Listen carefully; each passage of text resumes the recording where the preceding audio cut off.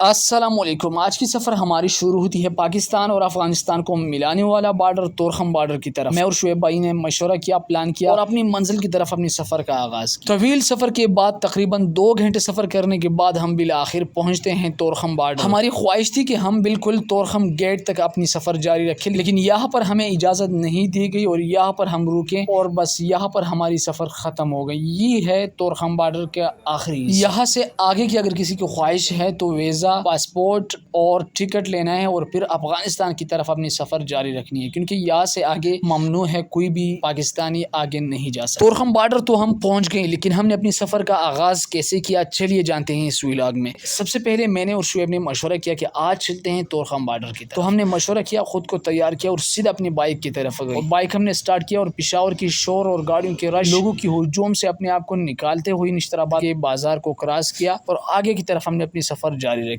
سفر کرتے کرتے ہم بالآخر پہنچتے ہیں کارخانوں مارکیٹ، اور کارخانوں مارکیٹ سے آگے کی سفر ہماری انتہائی خوبصورت شروع ہوتی، کیونکہ نہ گاڑیوں کی شور، نہ لوگوں کی ہجوم اور نہ شور شرابوں کی آواز۔ بس سفر کے دوران راستے میں ہم نے دیکھا کہ بورڈ پر لکھا تھا تورخم، جلال آباد اور کابل۔ تورخم تک سفر جو تھا وہ 38 کلومیٹر تھا اور اس سے آگے ہم نے اپنی سفر بالکل تیزی سے شروع کی، اور یہاں سے آگے ہم اپنی سفر جاری رکھتے ہوئے آپ بالآخر پہنچتے ہیں جم بازار، جو کہ پوری پشاور میں سستا بازار بھی کہلایا جاتا ہے۔ جم بازار سے گزرتے ہوئے آگے راستے میں دوسرا بازار جو آتے ہے اس کا نام ہے بٹی بازار، جہاں پر کپڑا انتہائی سستے ریٹ پر ملتا ہے۔ راستوں میں ایسے مقامات ہمیں نظر آئے جیسے بالکل چترال جیسے پہاڑ، چترال جیسے سڑک، خاموشی، نہ گاڑیوں کی شور اور نہ لوگوں کی ہجوم۔ اگر آپ لوگوں نے کبھی چترال کا سفر کیا ہو تو اس جیسے سفر آپ تورخم تک بھی کر سکتے ہیں، کیونکہ یہ اور چترال کا راستہ بالکل سیم ٹو سیم ہے، ایک جیسے پہاڑ اور ایک جیسے راستہ، انتہائی خوبصورت راستہ اور خوبصورت سفر۔ اور سفر کرتے کرتے راستے میں میری نظر پڑتی ہے ریلوے پٹری پر، جو کہ پرانے زمانے میں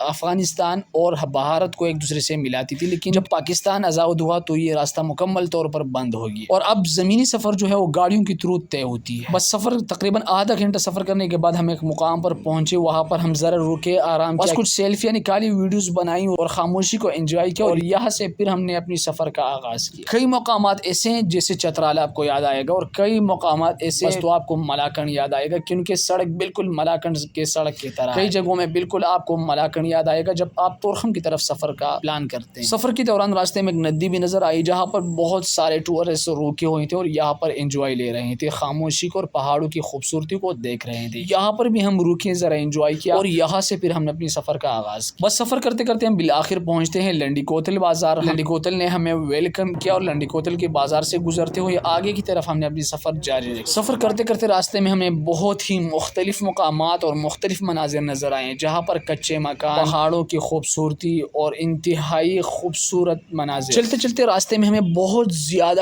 ٹرک گاڑی جو ہیں وہ کھڑے نظر آئے۔ جب ہم نے پوچھا کہ یہ کیوں کھڑے ہیں، کیونکہ جب ہم نے پوچھا مقامی لوگوں سے کہ یہ ٹرک اتنے بڑی تعداد میں کیوں کھڑے ہیں، تو انہوں نے پوچھا کہ ان کی چیکنگ ہوتی ہے، کیونکہ پاکستان اور افغانستان کا تجارت ہوتا ہے، وہ گاڑیوں کے ذریعے ہوتے ہیں اور بہت سارے افغانی جو ہیں وہ پاکستان سے افغانستان کی طرف جا رہے ہیں، تو یہ گاڑی یہاں پر روکے گئے ہیں، ان کا باقاعدہ چیکنگ ہوتا ہے اور پھر یہ پاکستان سے افغانستان میں انٹر ہوتے ہیں۔ تو یہ آپ دیکھ سکتے ہیں ہزاروں ٹرک کھڑے ہیں اور لوگ انتظار میں تقریباً 4-5 دن یہ لوگ یہاں پر ویٹ کرتے ہیں، اور ان کے بعد ان کا راستہ آزاد ہوتا ہے اور یہ پھر پاکستان سے افغانستان میں انٹر ہوتے ہیں۔ بس طویل سفر کے بعد بالآخر ہم پہنچتے ہیں تورخم بارڈر، وہاں پر ہمیں آگے کی طرف اجازت نہیں دی گئی۔ تقریباً ہم یہاں پر آدھا گھنٹے رکے، پھر ہم نے اور یہاں سے پھر ہم نے واپسی کی طرف اپنے سفر کا آغاز کیا، اور تقریباً یہ شام ہو گئی تھی، رات کے 8 بجے واپس ہم پشاور پہنچے، اور یہ تھا ہمارا پشاور سے تورخم بارڈر تک کا سفر۔ اگر آپ لوگوں کو یہ سفر پسند آیا تو ضرور شیئر کریں، لائک کریں اور اپنی رائے کمنٹ سیکشن میں ضرور دیجیے گا۔ یہ خوبصورتی آپ کو کیسے لگی؟ ملتے ہیں نیکسٹ ولاگ میں۔ Thank you so much.